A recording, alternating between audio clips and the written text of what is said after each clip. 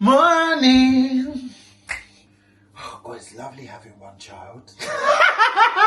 I miss Liv, but good Lord, no one understands. Like, oh, when kids are away, oh my God. I don't know if you guys know who Daina is. She's a YouTuber. She's a really popular YouTuber. She became popular by her channel Chitty Chat, which I got put on by my friend years and years ago. And then like her and her husband got married from a really popular show called Don't Tell the Bride Here. And yeah, they've been together. They were together for ages until she got divorced. I think it was last year or the year before. You know what's sad here is because Teyana Taylor's recently outed her husband for his lying. And I just find it so shameful that even though she's British, well, British Jamaican, Teyana Taylor's American, but their stories seem so similar and they don't know each other, which I'm sure they don't. And I'm just like, I don't understand what it is with men nowadays. Like, I just don't know what it is with men. And it's so easy to meet the wrong man. Oh, trust me, I've met some folks. And relationships, you do have to endure. I get that. So I get the cheating allegations and protecting your man from this and all of that. I get it because, I mean, honey, all those 50-year relationships, 60-year, 40-year, 30-year relationships, they don't all survive on happiness and love. Like, you have to go through some shit, you know. But it's just knowing what is enough and when it is enough. And you know what? I don't even actually put that aside, because I just think that when you do decide to depart, you should just be able to leave amicably. You know, no relationship's going to be perfect, especially if you've got kids. You have to kind of have some type of civil, you know. But Daina and Ahmed didn't have kids, thank God. And sometimes when you're pushing to have kids in a relationship and you don't have them, years and years are going by, maybe that's just because that's not the person you're meant to have kids with. Because she ended up finding out, yeah, she doesn't talk. She only really makes a video if she has to. But the quality in her videos are amazing. She's an amazing vlogger. I wish she'd vlog more. But and she's got kind of the same predicament as me, where she's got an SGO for her niece, her brother's daughter, and I have an SGO for my brother and sister. So I get an aspect of it. We're the same age as well. But she really is just about her business, about her career, about her life, you know. She's such a nice woman. Like, I've had the privilege of meeting her, bumping into her once, and I've seen her perform. She's just a nice person, you know. And she never really, even though there was so much allegations about Ahmed, she never ever came online and exposed him. She still protected her marriage, not knowing that she was going through all of that bollocks inside of it. But she ended up she was being trolled, and about her music and all of this stuff, about how she looks, the fact she has to have a child, all of this rubbish. You know how trolls can be. And she ended up finding out the person trolling her all that time was her husband. Boy, can you just imagine? Just imagine that. Now flip over to Teyana Taylor's side of things. Every time she's got a new project coming out, and there's a new rumour, miraculously. She got receipts that she found out that Iman was the one that was leaking the rumours. And it's just like, you could do so much for somebody, yeah? Be the one to hold your house down. Be the one to accept criticism from people when they don't know the truth about what's going on. For these men to go and backstab you like that. And back to Daina's case, what makes it even more worse is because the person that Ahmed was cheating with, yeah, He not only went to marry the woman and have kids with her, good to them, kids are a blessing. But the new wife is now trolling her. And on top of it, she had like some stuff out of her old car got stolen while she was still with Amit. Come to find out, she's gone digging in the woman's, and she's found the woman's Depop, and she's found some items that were stolen out of her car on the woman's Depop. In today's time, imagine. How did she get a hold of that stuff? Huh. And you know, there will still be people bashing her. There will still be people saying that she's in the wrong. Because now she sat down and she released everything. The first video I was like, babe, because she did threaten him. I was like, babe, come on. I know you're angry, but come on, babe. And I think the second video he must have got taken down. But she re-uploaded it. Good. Because why should everything you do should be kept in the dark, and you should be making me look crazy in the light? Do you know what I'm trying to say? There's so much. These men nowadays are a different type of species, I'm telling you. And the way they operate is beyond me. I don't know if it's a new thing or if it's something that's always been happening, or I just don't understand it. But men are seeming like, straight men are just seeming so bitchy, like real bitches nowadays. God. It's like, how much should someone have to endure? Cheating, supporting you, protecting you, for you to keep going and doing the same thing over and over. Now the person finally leaves, you're mad about them leaving, and that's the thing. And this is where I bring my mum in it. My dad was a piece of work. He was such a womanizer, and I was so young, and he thought just because I was young, I was dumb. He would take me to all the people that he would be having affairs with and leaving me in the cars. And I'd be seeing these different women for me. Cynthia. Real names, I'm not joking. And then at one time I reported it to my mum, and my mum made me take her to the woman's house. I took her to the woman's house. She brought the woman back home. It was her, my mum, me, Uncle Debo, and my dad. If you see drama at 9 years old, I'll never forget that day. When it got too much, my mum sent me to bed. But my mum wanted me there to clarify everything I saw so she could confront my dad with the real receipts. My mum was a good woman to my dad, you know, paid all the bills. He didn't need to do nothing. But then he would be so abusive, beat and cheat, get drunk, beat and cheat, get drunk. And after she left him, he got so mad to her, even down to her dying day. I nearly boxed him. I nearly had a big fight with my dad just a week before my mum's funeral. Because he was going on and on. Your mum is this.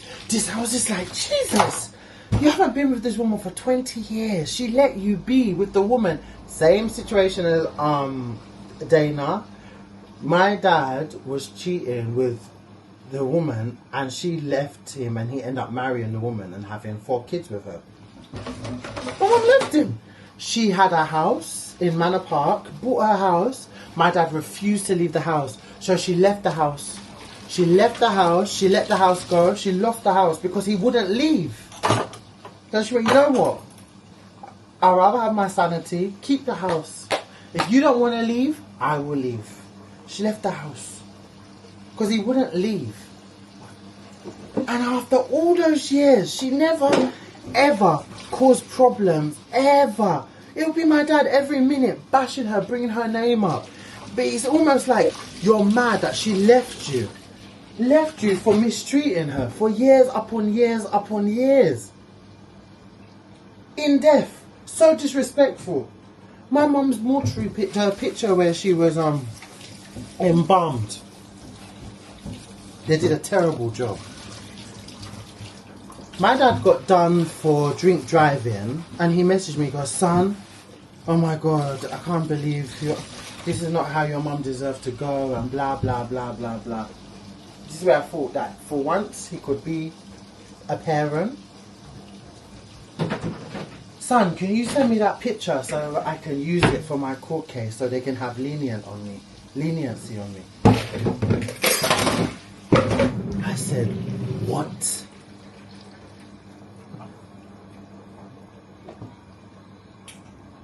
Men.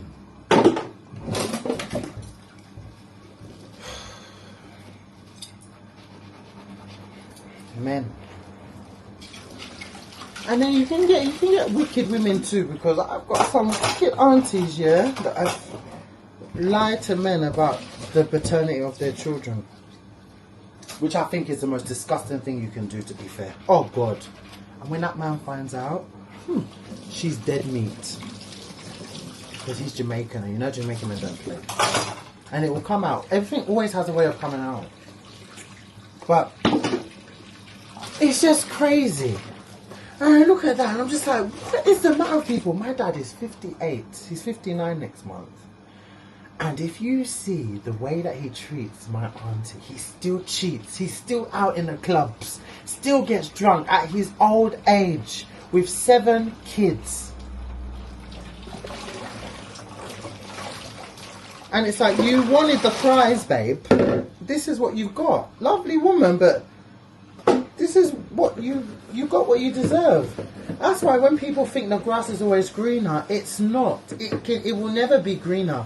It will be greener when you leave the person and you go about your business, but not when you're taking advantage and taking someone for granted and you still think you can have your cake and eat it, and you think through all of that the person should still be there, and they never change.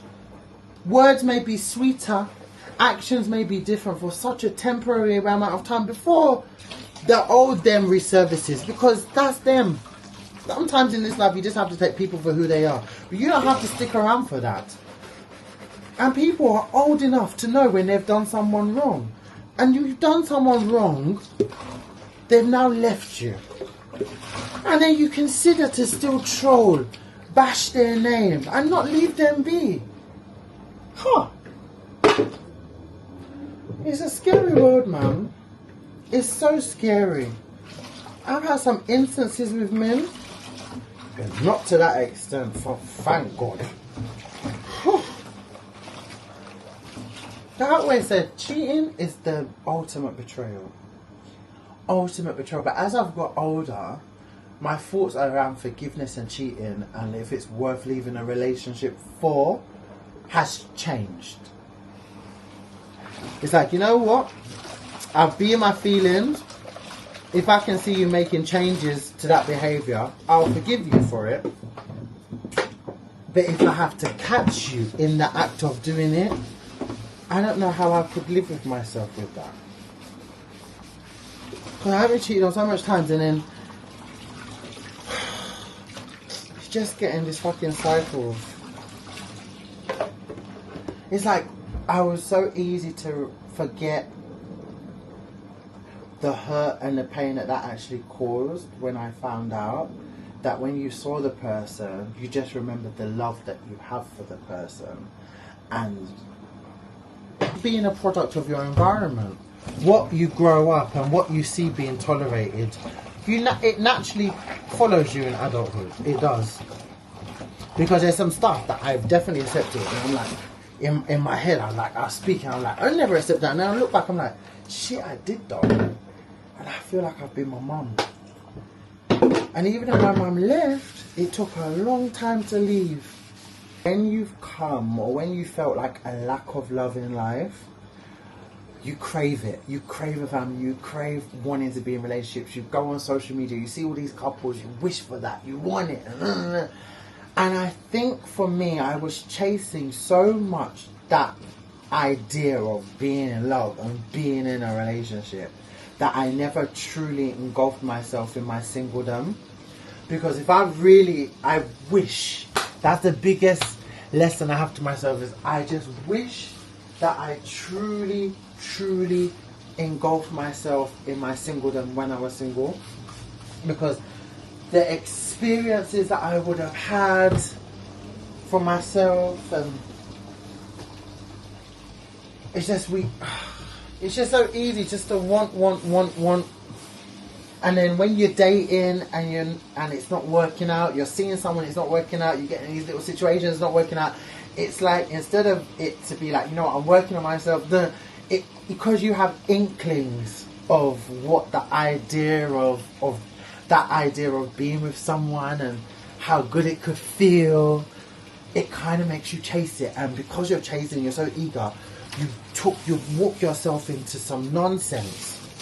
Oh God, that's what happened to me. Something that I walked myself into nonsense, gave my body unnecessarily to people just because of that thought, and that it was so easy to be manipulated, to be like, yeah, well, if you want us to be official, then you know we're gonna have to, like, oh yeah, of course, this is going somewhere. We're gonna be in a relationship, right? You really want me to? Oh God, when I think of a young me, so desperate for love, man. I really feel for them, because I can't imagine me being in such a circumstance with someone that I shared vows with, someone that I saw my forever with, someone that I was madly in love with. It hurts. And then to have people criticize you is insane. For someone mistreating you, you still get the bad side of things. You leave, you get the bad side of things. You stay, people are criticizing you. On the leash. Come on. Good boy. Oh my God, guys, I've got my... He keeps stopping. No. Come on. Oh, Lord have mercy. Yes, come on. Come on. You wanna poo? You wanna wee? Come on. This car smells disgusting. I need to sort it out. It actually is disgusting, like, oh my word. Back! Gosh, that was so long. Oh my God. But we're slowly getting there. Slowly getting there. He wants to do his own thing on the leash. Slowly but surely. So I just got some beef, some more bagels, because you know. You already know. Some diluted drink for Joye, some lemon juice, and one smoky barbecue. I'm just going to make a curry beef. I made him curry beef, stew beef, and rice, and crust. Right, there's so I need to hurry up because I want to upload this video today. Didn't upload one yesterday. Excuse me, I've got hiccups. Didn't upload one yesterday. Yes, I need to upload this today. Guys, you've already seen the way I do my chicken, innit? I just do my beef the same way when I'm doing it that way. Kind of put the Caribbean way. Alright, so today, do you want me to do it the Nigerian way? Or do you want me to do it the Caribbean way? The Caribbean way, so cool. It's alright. Let's put some lemon, some vinegar, water and salt.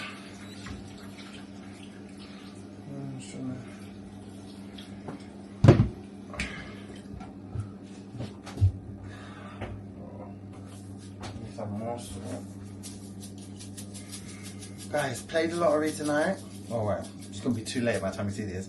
184 million. Oh, what I would bloody do.